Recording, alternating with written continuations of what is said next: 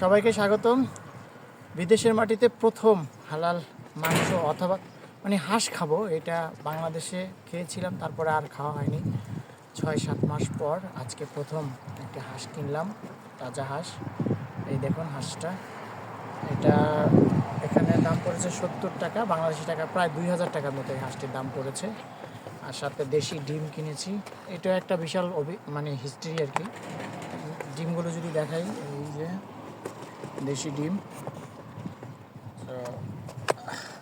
অনেক দিন ধরে আসলে হালাল মাংস খাওয়া হচ্ছিল না, সেই কারণে খুঁজতেছিলাম কোথায় কীভাবে পাওয়া যায়। বিভিন্ন জায়গায় মেসেজ করেছি, টেক্সট করেছি, কিন্তু হালালভাবে জবাইকৃত মাংস পাওয়া কঠিন। হালাল দোকান আছে, সেটা অনেক দূরে, কিন্তু এইভাবে তাজা লাইভ আসলে পাওয়া যায় না। সেই জন্য খুঁজে আমরা যেখানে থাকি সেখান থেকে একটু ভিতরের একটি বাড়িতে গিয়ে অবশেষে তার সন্ধান পাই এবং আজকে এটা কিনতে পেরেছি। সর্বশেষ ভালো লাগছে আর কি।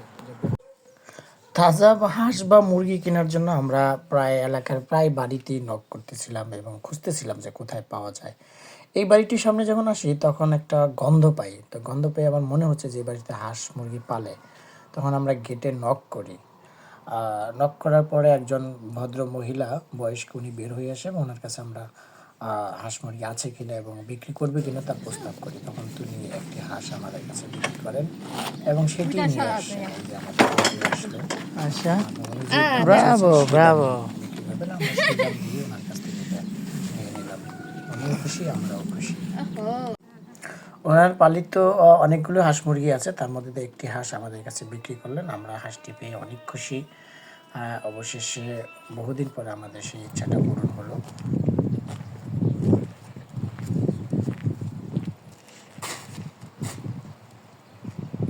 জীবনের কত রূপ, কত রং, কত কিছু, জীবনের প্রতিটি পদক্ষেপ থেকে শিক্ষা। আমরা এখন ভিন্ন একটি দেশে, জানি না ভাষা, জানি না কিছু, তারপরও একটা মজার অভিজ্ঞতা শেয়ার করব। সেটা হচ্ছে যে আমাদের দীর্ঘদিন ধরে আমরা হালাল মাংস খুঁজছি, এমন একটা জায়গায় সেখানে হালাল মাংস পাওয়াটা কঠিন। তারপর আমরা খুঁজে খুঁজে একটি বাসা বের করেছি যেখানে হাঁস মুরগি তাজা বিক্রি করে। আমরা সেখান থেকে এসে একটি হাঁস এবং একটা ডিম নিলাম।